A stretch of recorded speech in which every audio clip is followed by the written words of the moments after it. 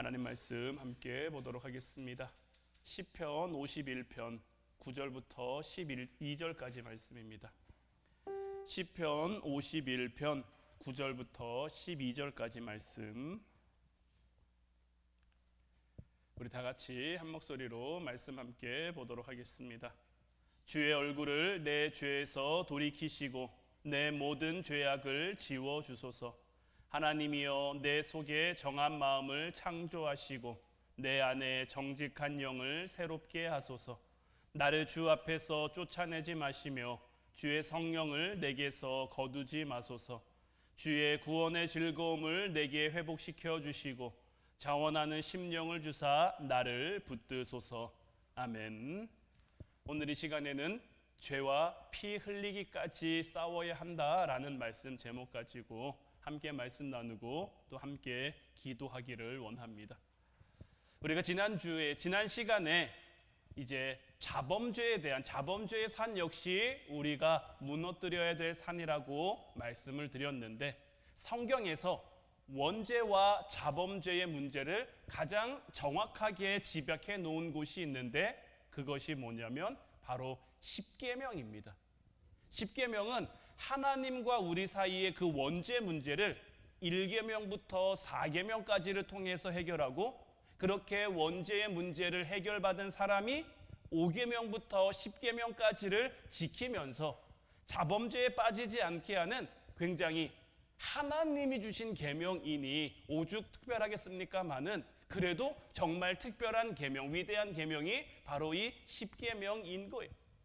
먼저 1계명부터 4계명까지는요, 대신 관계라고 하죠. 하나님과 우리 사이의 관계로서 우리와 하나님 사이를 맡고 있던 그 원죄의 문제가 우리가 하나님을 믿고 하나님을 경외함으로 사라진다라는 그 내용인 거고요. 그러니까 다른 신을 내게 두지 말라는 것은 우리가 하나님만을 의지해야 한다는 것.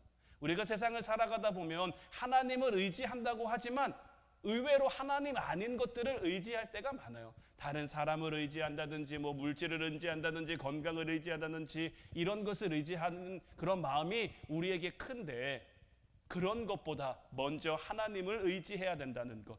우상을 만들지 말고 절하지 말라는 것은 우리가 하나님만을 섬겨야 한다는 것.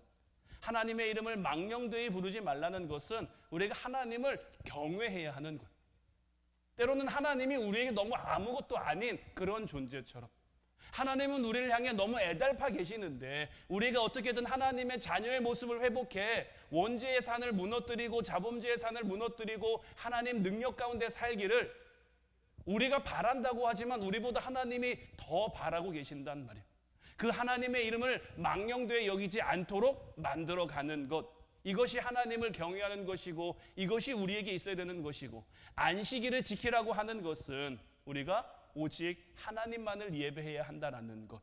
이렇게 원죄의 산을 무너뜨리려면 이 1계명부터 4계명을 지키며 살아가는 것이 선택이 아니라 필수인 것이고, 이렇게 하나님을 믿어 원죄의 산을 무너뜨리고 구원을 받았다면 이제 그 다음으로 구원받은 증거가 5계명부터 10계명까지를 통해 삶을 통해 나타나야 되는데, 1계명부터 4계명까지가 대신 관계였다면 5계명부터 10계명까지는 이제 대인 관계죠. 구원받은 사람, 하나님과의 관계가 회복된 사람은 어떻게 살아야 할 것이며 어떤 죄를 짓지 말아야 하는지를 설명하는데, 이 자범죄라고 하는 건요, 우리가 아무리 구원받은 하나님의 자녀가 되었다고 해도 하나님께로 이제 하나님이 우리에게 오시는 것은 막히지 않아요. 그런데 우리가 자꾸 하나님과 멀어지는 거예요. 길이 열렸는데 그 길로 나아가는 것이 아니라 그 길에서 거꾸로 점점 멀어지게 만드는 거죠. 이 5계명부터 10계명까지의 내용을 좀 살펴보면, 자, 5계명은 내 부모를 공경하라는 거죠. 그러니까 이 말은요, 부모님만 공경하라는 게 아닙니다. 여기서 부모는요, 가족을 대표하는 말이에요. 그러니까 우리가 하나님의 자녀가 됐다면 그 구원의 증거가 어디에서 가장 잘 나타나야 되느냐? 가정에서 가장 잘 나타나야 되는 거예요. 때로는요, 보면 밖에서는 굉장히 잘하는데 가정 안에서는 그렇지 못한 모습을 보이는 그런 경우들이 참 많아요. 밖에서는 예의도 바른 사람이고 밖에서는 친절한 사람이고 밖에서는 젠틀한 사람인데 가정에만 들어가면 돌변하는 사람. 하나님이 우리에게 원하시는 모습은 이런 모습이 아닌 거예요. 우리가 구원받은 모습은요, 우리 가정에서 제일 잘 나타나야 되는 거예요. 가정이 회복돼야 내 삶도, 내 삶의 자리도, 내게 맡겨진 삶의 자리도 회복될 수 있는 거지, 내 가정이 회복되지 않고서 나머지 것이 먼저 회복된다? 우리 하나님은 질서의 하나님이기 때문에 이를 거꾸로 만들어 가시는 하나님이 아닌 거예요. 그렇기 때문에 우리는요, 위로는 부모님을 공경하고, 부부간에는 서로 사랑하고 존중하고, 아래로는 자녀를 양육하되 자기 욕심대로 자기 뜻대로가 아니라 하나님의 말씀대로 양육할 수 있어야 하는 거죠. 여섯 번째 계명은 살인하지 말라는 건데, 보통 우리가 생각하면 사람을 죽이는 거잖아요. 이 사람을 죽이는 살인은 어떻게 보면 살인의 대표적인 거죠.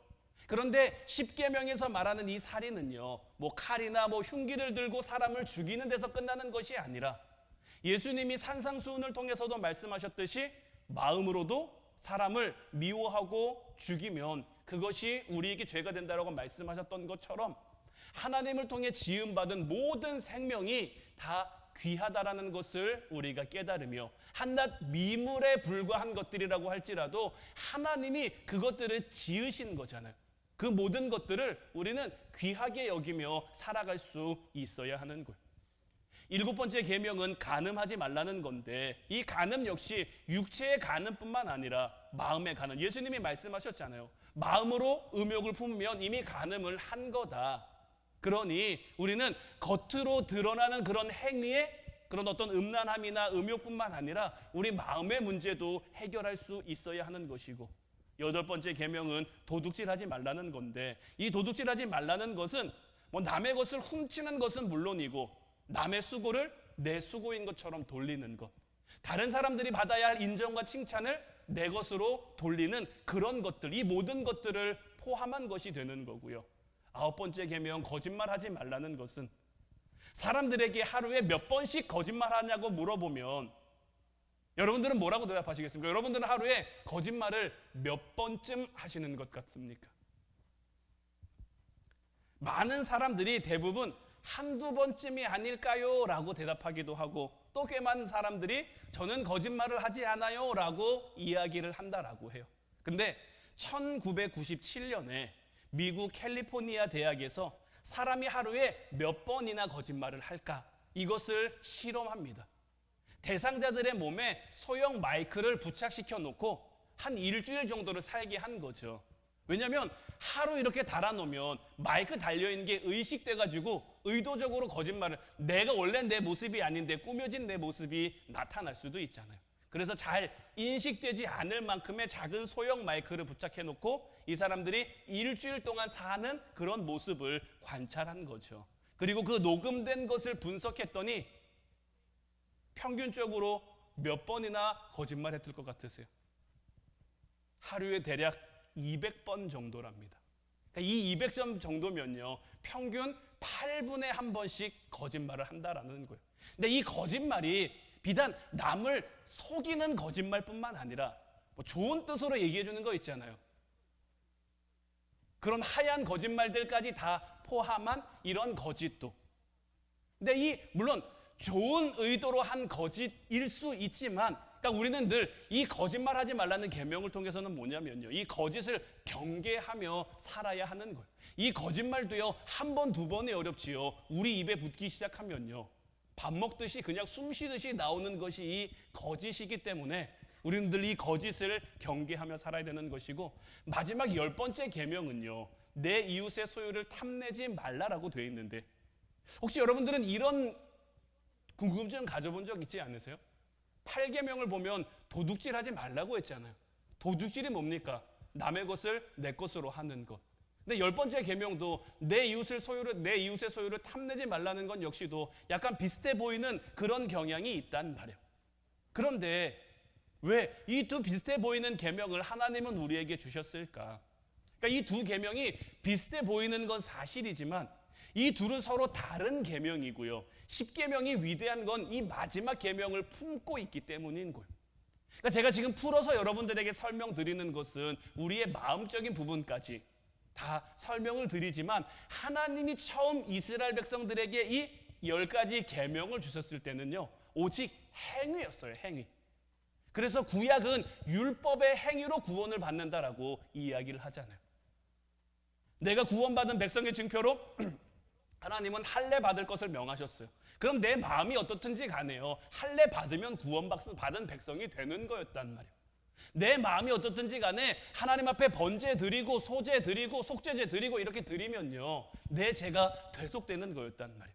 그래서 5계명부터 9계명까지는요, 뭐 도둑질이나 살인이나 간음이나 거짓말이나 다 행위이기 때문에 그냥 하지 않으면, 그러니까 내 속마음은 어떻든지 간에 겉으로 그것이 나타나지 않고 드러나지 않고 증명되지 않으면 사람들이 죄라고 여기지 않는 거죠. 그런데 마지막 10번째는 뭡니까? 이 10가지 계명 중에 유일하게 어떤 행위를 말하는 것이 아니라 마음에 있는 것을 이야기하고 있단 말이에요. 야고보서 1장 14절 15절 말씀 보면요, 오직 각 사람이 시험을 받는 것은 자기 욕심에 끌려 미혹됨이니 욕심이 잉태한즉 죄를 낳고 죄가 장성한즉 사망을 낳는다라고 했어요. 사람의 모든 죄는요, 이 탐심 때문에, 욕심 때문에 시작되는 겁니다. 그래서 성경도 이 탐심을 우리에게 굉장히 경계하라고 말한단 말이에요. 어떤 의미에서 우리가 짓는 모든 죄는요, 이 10번째 계명으로부터 시작한다라고 해도 과언이 아닌 거예요. 욕심이 있으면요, 죄가 생기는 거예요. 아담과 하와가 선악을 알게 하는 나무의 열매를 먹었습니다. 왜 먹었습니까? 뱀이 옆에서 유혹하고 뱀이 옆에서 속삭거리기는 했지만 그들 마음에 뭐가 생겼습니까? 그것을 향한 욕심이 생기는 거예요. 내가 저것을 먹고 싶다는 욕심, 내가 저걸 먹음으로 하나님처럼 되고 싶다는 그 욕심이 생기니까 그 욕심이 커져서 죄가 되는 것이고, 그 죄가 장성함으로 결국 어떻게 됩니까? 사망에 이르게 된 거예요. 그렇기 때문에 우리는 하나님이 우리에게 주신 그 10가지 계명 가운데 뭐 1계명부터 4계명까지는 차치해 두고 우리의 삶 속에서 5계명부터 9계명까지를 잘 지켰다라고 안심할 수 없는 것이, 우리 마음에 이 욕심이 생기고 탐심이 생기면요, 이 탐심으로부터 수만 가지 죄가 만들어질 것이기 때문에 마지막 이 10번째 계명을 하나님이 우리에게 주신 것은 우리의 마음을 다스림으로 탐심에, 어떻게 보면 죄 짓는 그 공장을 만들지 말라라는 말씀인 거예요. 우리는 이렇게 이 10계명을 통해서도 원죄의 산이 없어지게 하고 자범죄의 산이 없어지게 하고 이렇게 죄를 짓지 않고 살아야 하지만, 이 10계명뿐만이 아니라 마지막 10번째 계명을 통해서 여기서 파생되는 것까지 우리가 생각을 하면 우리가 죄 안 짓고 살아가는 것이 가능할까요? 여러분들 누구 한 번도 미워하지 않아 본 적 있으십니까? 누구를 한 번도 싫어하지 않아 본 적 있으십니까? 어떤 생명이든 소홀히 여기지 않은 적 있으십니까? 한 번이라도? 우리는 다 그렇지 않단 말이에요. 하루에 뭐 10번씩 화가 나기도 하고, 뭐 분노하기도 하고, 속상하기도 하고, 여러 가지 마음, 그리고 여러 가지 감정의 교차 속에서 우리가 살아간단 말이에요. 우리 중에 누가 죄 안 짓고 누가 죄에 한 번도 안 걸려 넘어지고 살 수 있겠습니까?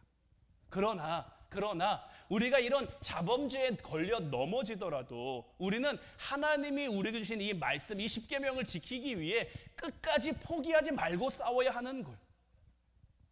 우리는 이렇게 생각할 수 있습니다. 구원받은 내가 그리스도인 됨으로써, 내가 하나님의 백성, 하나님 자녀로서 살아가면서 뭐 얼마나 대단한 그런 죄를 지을까? 내가 뭐 누굴 죽인 적이 있는 것도 아니고, 누구한테 뭐 크게 사기친 적이 있는 것도 아니고, 뭐 성범죄를 저지른 사람은 더더욱이나 극소수에 불과하겠죠. 그런데 우리가 분명히 알아야 될 건 뭐냐면요, 그런 큰 죄만 죄가 아니고요, 소소해서 별것 아니라고 생각하는 것도요, 우리가 매일매일 지으면서 살아가다 보면요, 그게 우리 안에 쌓이는 거예요. 여러분들, 먼지가요 쌓일 때 닦아야지요, 그 먼지가 계속 방치되고 가만 내버려두면 어떻게 될까요? 이번에 저기 아래층 이제 공사를 하면서 창틀을 이제 볼일, 평상시에는 잘 들여다보지 않다가요 창틀을 봤는데요, 그 창틀에요, 와, 먼지가 찌들고 또 찌들어서요, 사모님이 그거 청소하는데 지지를 않아요. 원래는 깨끗한 거였겠죠. 깨끗한 거였는데 먼지가 쌓여도 내버려두니까 어떻게 됩니까?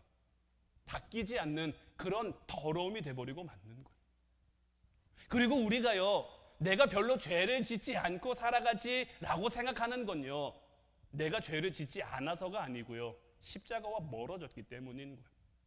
우리가 십자가로 가까이 나가면요, 복음의 밝은 빛이 우리를 비추기 때문에 우리의 감춰졌던 것이 잘 보이는데, 십자가와 멀어지면 멀어질수록 어떻습니까? 그 빛이 희미하게 비추니까, 희미한 불빛 아래 나 좀 괜찮은 것 같은데, 나 좀 잘 살고 있는 것 같은데, 이런 착각이 들 수밖에 없는 거죠. 그러니 우리는 십자가 앞으로 더 나아가, 우리가 십자가 앞으로 나아가면 나아갈수록 마치 어떤 수술대 등 아래 모든 것이 환하게 밝게 잘 보이는 것처럼, 예전에 잘 보이지 않던 것들, 이전에 내가 깨닫지 못한 것들을 이제 볼 수 있게 돼서, 내가 죄가 없었던 게 아니라, 내가 죄를 짓지 않았던 게 아니라 내가 모르고 살고 있었구나, 내가 깨닫지 못하고 살고 있었구나, 이런 것을 깨달을 수 있어야 되는 거예요. 그래서 고린도전서 15장 31절 말씀 보면, 형제들아 내가 그리스도 예수 우리 주 안에서 가진 바 너희에 대한 나의 자랑을 두고 단언하노니 나는 날마다 죽노라. 사도 바울이 이렇게 고백한 건요, 다른 이유가 아닌 거예요. 이전에는 내가 의인인 줄 알았어요. 하나님을 제일 사랑하는 줄 알았어요. 하나님 앞에 요만큼의 흠도 없는 줄 알았어요. 왜냐하면 자기는 율법으로는 완벽한 사람이거든요. 하나님이 주신 10계명뿐만이 아니라 613가지의 율법 조항, 그로부터 파생된 장로들의 어떤 유전까지도 사도 바울은 요만큼도 어긴 적이 없는 사람이란 말이에요. 정해진 대로 자기는 행하면서 살았다고 자부할 수 있기 때문에 자기는 하나님 제일 가까이에 있는 사람, 하나님이 인정할 만한 하나님을 제일 사랑하는 사람이라고 여겼는데, 다메섹 도상에 그 예수님을 만남으로 그 십자가의 밝은 빛 앞에 내가 나아가고 보니까 내가 십자가에서 정말 먼 사람이었구나라는 거, 내가 멀었기 때문에 몰랐던 거지, 멀었기 때문에 깨달았지 못했던 거지, 이렇게 십자가 앞에 나아가고 보니까 내가 지금까지 살아온 나의 모든 것들이, 그냥 그 모든 것들이 다 부끄러움이고, 그 모든 것들이 그냥 나의 다 허물이고, 그러니 사도 바울이 뭘 고백합니까? 나는 이런 것들 더 이상 자랑하지 않고 이런 것들을 다 배설물처럼 버리며 이런 것들을 내려놓고 오직 뭐만 알며 살겠다는 거예요. 예수님의 십자가만 알고 십자가만 바라보며 살아가겠다는 거예요. 그리고 십자가 앞에 나를 날마다 죽이는 거예요. 왜 죽입니까? 나를 죽이지 않으면 내가 깨어나니까요. 내가 살아나니까요. 내 안에 욕심이 살아나고, 내 안에 교만이 살아나고, 내 안에 자랑이 살아나고, 이런 것들이 살아가니까. 아무리 예수 그리스도가 하나님과 우리 사이를 막고 있던 그 원죄의 산을 무너뜨려 주셨다고 해도, 그래서 우리의 삶이 이제 더 이상 뭐 돌밭이나 가시떨기밭이나 길가밭이 아니라 옥토가 되었다고 해도 그 땅을 계속 다듬고 가꾸지 않으면 어떻습니까? 그 옥토라고 할지라도요, 거기에 가시떨기가 자랄 수 있고요, 잡초들이 자랄 수 있고요, 여러 가지 쓸모없는 것들만 무성하게 날 수 있단 말이에요. 이 잡초란 건요, 참 묘한 생명력을 가지고 있는 것 같아요. 뭐 저희도 크지 않은 화단입니다만 거기다가 뭐 꽃도 심고 이것도 심고 하는데요, 저희가 심는 건요 잘 못 자라는 것 같아요. 관심을 주는데도요, 나름 정성을 기울이는데도요 잘 못 자라는 것 같아요. 근데 이 잡초는요, 맨날 보면서 나지 마라 나지 마라, 그만 좀 나라 그만 좀 나라 하는데도요 끈질기게 난단 말이에요. 근데 죄라는 것이 우리 안에 이런 거예요. 죄 짓고 살아가길 바라는 사람이 누가 있겠습니까? 내가 하나님 자녀가 됐는데, 내가 하나님 백성이 됐는데 이런 죄의 잡초들이 우리 안에서 자라기를 바라는 사람이 누가 있겠어요? 그런데요, 우리가 조금만 돌보지 않으면요, 조금만 소홀하면요, 십자가에서 조금만 멀어지면요, 이런 것들이 무성하게 올라올 수밖에 없는 거예요. 그렇기 때문에 우리는 죄와 끝까지 싸워야 되는 거고요. 특별히 히브리서 12장 4절 말씀처럼 너희가 죄와 싸우되 아직 피 흘리기까지는 대항하지 않는다라고 됐죠. 우리는 죄와 싸우되 언제까지 싸워야 됩니까? 피 흘리기까지 싸워야 되는 거예요. 피 흘리기까지 싸운다라는 건 뭡니까? 여기서 피 흘린다라는 건요, 뭐 피 몇 방울 나고 뭐 코피 나는 이런 정도가 아니라 정말 내 생명과 바꿀 수 있을 정도로 죄와 치열하게 싸워야 됨을 의미하고 있는 거예요. 그러니까 우리는 죄와 싸우되 피 흘리기까지 목숨 걸고 끝까지 싸워야 되는 거예요. 주님은 우리에게요, 네가 죄와 싸우면서 이겼냐 졌냐 이거 물으시지 않아요. 죄와 싸우면서 우리가 이길 수도 있고요, 질 수도 있죠. 하나님 앞에 우리가 죄한테 싸워서 이겼느냐 졌느냐는 아무런 문제가 되지 않아요. 다만 뭐가 문제입니까? 네가 끝까지 싸웠니? 너 계속 여전히 싸우고 있니? 이게 하나님 앞에, 우리를 보시는 하나님 앞에 가장 중요한 거예요. 나중에 우리가 주님 앞에 섰을 때도요, 주님이 우리에게 너 살면서 죄를 몇 개나 졌니? 회개를 몇 번이나 했니? 이런 거 물으시는 게 아니라 죄와 얼마나 치열하게 싸우며 왔느냐, 네가 하나님 앞에 서 있기 위해, 네가 하나님 앞에 온전한 모습으로 살아가기 위해 얼마나 치열하게, 얼마나 처절하게 노력하고 애쓰며 수고했느냐, 이거 우리에게 물으실 거란 말이에요. 우리 연약한 거 하나님이 왜 모르십니까? 우리 부족한 거 하나님이 왜 모르십니까? 그거 알고도 우리를 택한 거예요. 질 수도 있다는 거 알고, 넘어질 수 있다는 것도 알고 우리를 택하신 거예요. 이런 우리를 통해서 하나님이 바라시는 게 뭘까요? 질 줄 알았는데 이겨라 이러면 어떻게 이깁니까? 능력이 안 되는데, 힘이 부족한데, 연약한데 이겨라 이겨라 이겨라 이렇게 한다고 이길 수 있겠습니까? 능력이 있어야 이기는 거죠. 그런데 이 능력의 근원은 어디로부터입니까? 능력은 누가 주십니까? 하나님이 주시는 거예요. 하나님이 싸워서 이기실 거고, 예수님이 이미 싸워서 이기신 거고, 그 이기신 싸움 우리가 싸워가는 건데, 이미 이겼지만 끝까지 치열하게 싸워가야 이것이 하나님이 우리에게 원하시는 거예요. 그렇기 때문에 우리에게 가장 필요한 건 뭐냐면요, 자꾸 자기랑 타협하지 말아야 되는 거예요. 분노하는 거에 있어서도 세상에 화 한 번 안 내고 사는 사람이 어디 있어? 이러면서 자기에게 관대해지지 말아야 되는 거예요. 물론 화 안 내고 살아가는 사람 없죠. 누구나 화를 낼 수 있죠. 누구나 분노할 수 있죠. 그러나 내가 화를 냈어요, 분노했어요. 그러면 그것으로 인해서 내가 괴로워하고 몸부림치면서 싸워 이기려고 해야 되는 거죠. 오늘 본문 말씀은 주의 얼굴을 내 죄에서 돌이키시고 내 모든 죄악을 지워주소서. 하나님이여 내 속에 정한 마음을 창조하시고 내 안에 정직한 영을 새롭게 하소서. 나를 주 앞에서 쫓아내지 마시며 주의 성령을 내게서 거두지 마소서. 주의 구원의 즐거움을 내게 회복시켜 주시고 자원하는 심령을 주사 나를 붙드소서. 이 시편 51편은요 다윗의 시인데요, 다윗은요 하나님 앞에 구원받고 하나님 은혜로 택함을 받아서 이스라엘의 왕이 될 때까지 하나님 능력의 손이 한 번도 거두어진 적이 없는 그런 사람입니다. 어린 시절부터 왕이 될 때까지 여러 가지 인생의 우여곡절들이 있었지만 그때마다 그를 붙들어 주시는 하나님의 손길이 있었단 말이에요. 그런데 그런 다윗이 왕이 되고 난 다음에 하나님 앞에 범죄합니다. 어떤 범죄입니까? 우리아의 아내를 취한 거죠. 우리아는 나가서 전쟁 중이었어요. 다윗은 전쟁에 나가지 않고 성중에 있다가 밧세바를 보고 마음에 들어서 그녀를 불러 취해버린 거예요. 이미 간음죄를 저지른 거죠. 내 이웃의 아내나 이런 것들을 탐하지 말라고 했는데 그것을 어겼단 말이에요. 그런데 다윗의 범죄가 이거 하나로 끝나지 않습니다. 자기의 죄가 드러날까 봐 그것을 드러나지 않게 하기 위해서 우리아를 죽일 것을, 그러니까 오늘말로 예리하면 살인을 교사합니다. 그래서 우리아가 전쟁 선봉에 섰다가 죽임을 당하죠.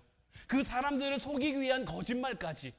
이는 이미 벌써 십계명 중에 간음하지 말라고 했는데 간음했죠. 살인하지 말라고 했는데 살인했죠. 거짓말하지 말라고 했는데 거짓말했죠. 십계명 중에 3가지나 어긴 거예요. 근데 또한 이 죄들은요, 다윗이 하나님의 이름을 망령되게 한 거죠. 하나님을 경외해야 할, 하나님을 두려워할 그가 이런 범죄를 저지르면서도, 이런 죄를 졌으면서도 그 죄를 덮기 위해 또 다른 죄를 짓고 또 다른 죄를 짓고, 하나님을 얼마나 우습게 여겼으면 이런 죄를 반복해서 졌겠습니까? 다윗은 우리아를 죽이면서 완전 범죄라고 생각했을 수 있지만 하나님은 나단 선지자를 보내서 그의 죄를 드러내셨죠. 그 순간 다윗은 자기의 죄가 어떤 죄로 인해 하나님 앞에 너무 한없이 부끄럽기도 하지만, 다윗은 뭐가 두려웠냐면 자기 안에 있는 하나님의 영이 떠나실까, 그게 두려웠던 거예요. 하나님이 나를 구원하셔서 왕의 자리까지 세우셨다고 해도, 내가 이렇게 왕이 됐다라고 해도 하나님의 능력이 떠나가면 자기는 아무것도 아니라는 것을 다윗이 너무 잘 알고 있었던 거예요. 더더군다나 이미 선왕이었던 사울을 통해서 하나님이 함께하는 사람과 하나님이 함께하시지 않는 사람의 말로를 누구보다 똑똑히 경험한 다윗 아닙니까? 그래서 다윗은 그 자리에 엎드려 통곡하며 자기의 죄를 낱낱이 고하면서 회개하고 하나님께서 나를 떠나지 말라고, 나를 주 앞에서 쫓아내지 마시고 성령을 내게서 거두지 말아달라고 하나님 앞에 간구하고 있는 거예요. 이 심정을 담아서 고백한 것이 시편 51편인 거고요. 우리에게도 이 다윗의 고백이 너무 필요한 거예요. 나는 다윗처럼 누구를 죽이지 않았는데, 나는 다윗처럼 간음하지 않았는데, 나는 다윗처럼 뭐 하지 않았는데, 이렇게 생각할 수도 있지만요, 사실 하나님 앞에서요, 우리가 짓는 정말 큰 죄라고 여기는 거나 작은 죄라고 여기는 거나, 우리의 기준에서는 크고 작음을 판단할 수 있을지 몰라도요, 하나님 앞에 서면요, 그냥 도찐 개찐인 거예요. 그 사람도 죄인이고 이 사람도 죄인인 거예요. 죄를 100번 졌다고 100번 죄인이고, 한 번 졌다고 한 번 죄인이고, 이거는 우리 기준에서인 거지, 누구든 죄에 있는 사람은 하나님 앞에 나아갈 수가 없는 거예요. 그렇기 때문에 우리에겐 이 다윗의 고백이 너무 필요한 거예요. 하나님 앞에 내가 날마다 짓는 죄를 회개하고, 하나님 앞에 나아가는 것을 방해하는 그 죄의 잡초들, 죄의 거친 돌들을 골라내고, 우리 안에 있는 나쁜 습관, 버려야 하는 습관, 쉽게 짓는 죄, 반복해서 빠지는 그런 죄들, 이런 것들하고요, 우리는 피 흘리기까지 싸워야 되는 거예요. 치열해야 되는 거예요. 때로는 질 수도 있어요. 말씀드리지만 때로는 질 수도 있어요. 때로는 넘어질 수도 있어요. 때로는 실족할 수도 있어요. 하지만 그렇다고 포기하면서 난 이거밖에 안 되지, 나는 원래 이런 사람인데, 아니요, 하나님은 우리를 그렇게 만들지 않으셨어요.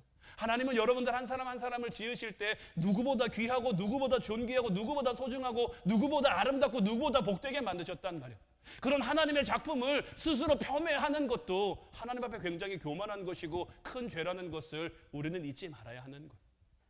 그러니 이제 우리에게 맡겨주신 그 삶의 자리에서 정말 하나님 앞에 온전히 서기 위해, 그 십자가의 밝은 빛, 복음의 밝은 빛 가운데로 우리가 더 나아가기 위해, 우리 안에 여전히 남아 우리를 힘들게 하는 그 죄의 습관들, 잘못된 모습들, 이런 것들과 끝까지 싸울 수 있는, 피 흘리기까지 싸울 수 있는 저 여러분들 되시기를 주님의 이름으로 축원해 드립니다.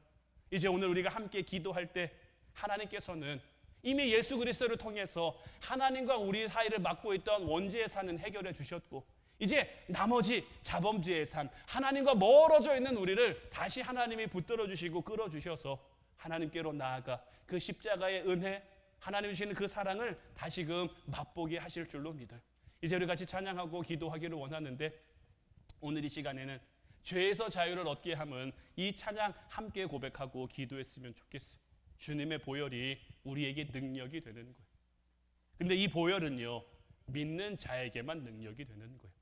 믿지 못하면 그저 한낱 피에 불과한 거지만, 내가 이것을 믿으면 이 피가 우리를 살리고요, 우리를 구원하고요, 우리의 삶 가운데 우리를 건져 하나님의 하나님 되심 우리의 삶을 통해 고백하는.